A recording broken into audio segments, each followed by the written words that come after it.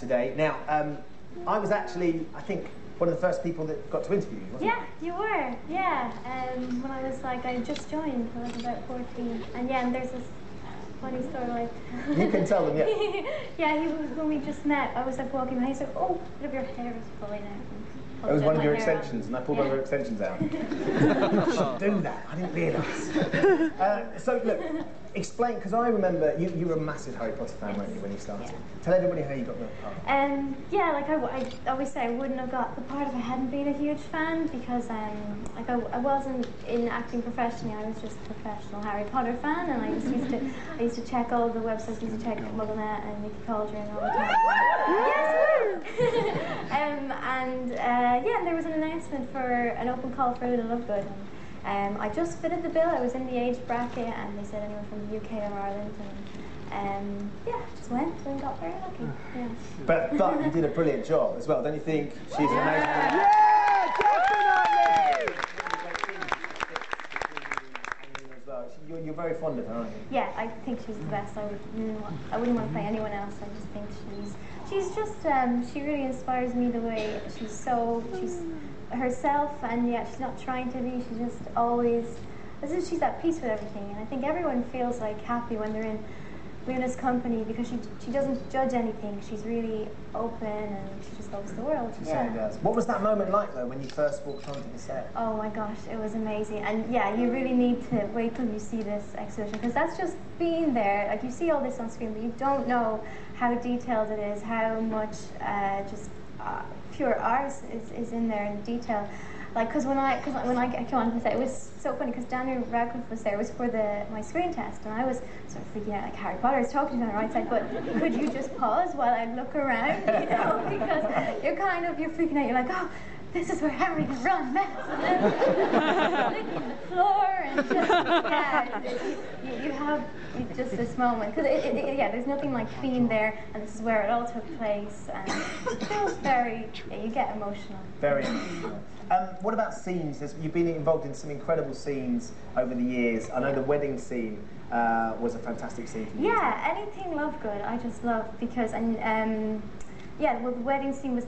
It's so cool being at a wizard wedding, because and everything, I love that the way Joe has created it. It's so intrinsically Harry Potter, and the people who designed the sets, they've done this too, that it's not like any wedding you'll have been to, and the food is different, and the people's dress is different, and yeah, the Lovegoods, all that. The dancing is different, the Lovegood dance is different. The Raxford dance, I call it. Yeah, it's really fun. But that was just one you threw out there, right? That wasn't something that... They had a choreographer, but you can't choreograph Lovegood dancing. You just go for it. And luckily, Reese's fans was really into. You're not doing it right at all. No, okay, you can't do it. So basically, I've done this before. They're Raxfords, and Raxfords are these things that kind of like moths, and they float in your ears, and they make your brain go fuzzy. You all know this. And so you don't want them there. So you're basically getting them away. So you're back. Yeah. And then this was Reese's idea to add a sort of an up and down motion. And then the spin. There you go.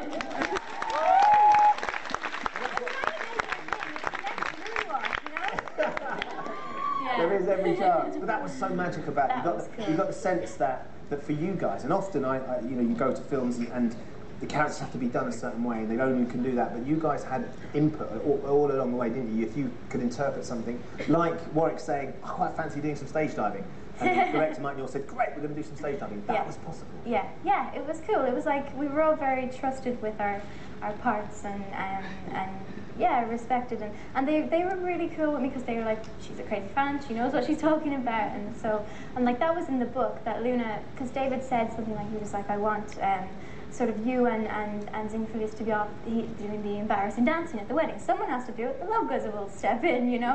and I was like, well, in the book they said that she looks like she's batting away Raxfords. Harry thinks that he's sort of like, what's she doing? And so yeah, he put that in. It was just perfect reference point. Yeah. Absolutely. And I would also want to mention the Lovegood set, the Lovegood house, because I didn't film in there, but I saw it all sort of developing, and it was amazing. They got like an artist in especially to do the drawings on the wall, and they're really childlike but lovely, and you get in there and you're like, this is why she is the way she is. It was the essence of the Lovegood, yeah, wasn't it? Yeah. It was absolutely perfect. In terms of outfits, when I met you, you were making the jewellery for Luna, like the earrings, the little carrot earrings and vegetable bits. Radishes? Yeah, radishes. Well, they're radishes. Yeah. Sorry. Or dirigible plums to be.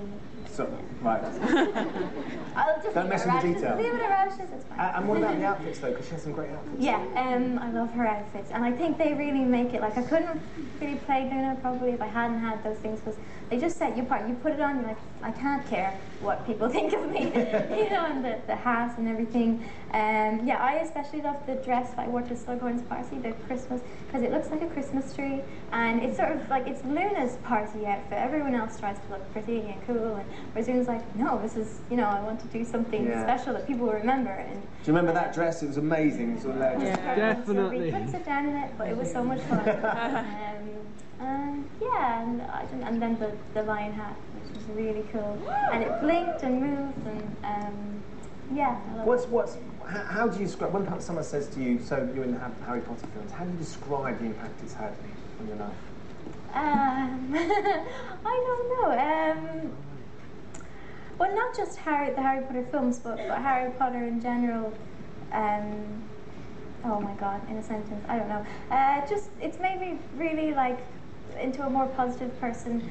The message in the books is that these young kids, they have this sort of burden placed on them, and they don't have, you know, they're not the greatest wizards and they're not the greatest minds or anything, but they have all this heart and they have this determination to sort of save the world, and I think, yeah, and that message of teamwork, and I had that on the films as well. Like I came on and I was new and I was very nervous, and coming into this acting world and this, you know, they call it a phenomenon, the Harry Potter phenomenon, and I just, yeah, a lot of pressure, but then when there was all this team around me, there was all these amazing actors and just friends, you know, they really made it, like, I felt just more, having finished the films, I was sad, but I also feel I know what's possible now. Yeah.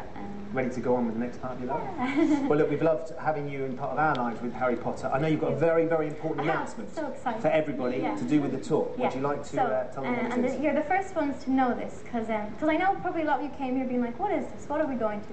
I did too, but it's really cool. It's really worth it. You do that most days, right? Yeah. What are we doing? But yes, this is the announcement of when you can buy your tickets for Warner Brothers Studio Tour London, the making of Harry Potter.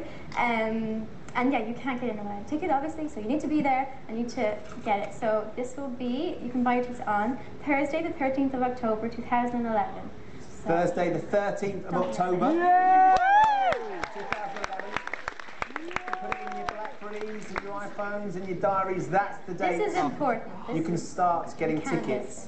We have to point out, you cannot just rock up to Leavesden and try and blag your way in. You have to pre-book. We also have, like, you know, that Protego shield that they have in the 7th film. So you can't get there by brooms or kestrels. You have to have your You're not going to get it. There's no chance, is there? Yeah. There's quite a lot of them hanging around Watford as well. You've got to be a bit careful. The website to go to pre-order your tickets is wbstudiotour.co.uk. WB, Warner Brothers, wbstudiotour.co.uk. I can't reiterate enough that you please pre-book tickets. But it's going to be the most sensational tour. 13th of October 2011. 2011. Right then.